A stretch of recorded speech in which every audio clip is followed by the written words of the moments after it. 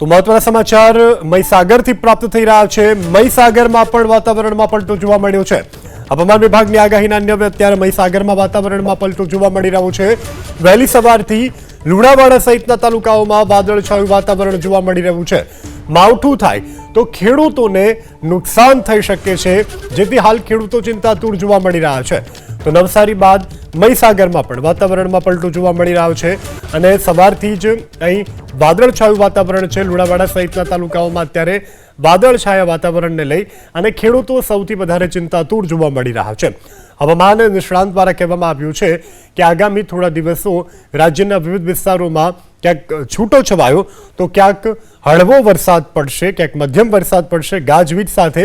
તે આગાહીના અન્વયે આજે વાતાવરણે પોતાની હાલ જે પ્રકારની સ્થિતિ છે, વાતાવરણ આજે પલટાયેલું જોવા મળી રહ્યું છે, બદલાયેલું જોવા મળી રહ્યું છે। નવસારી બાદ મહીસાગરમાં પણ અત્યારે જોવા મળી રહ્યું છે વાદળછાયું વાતાવરણ।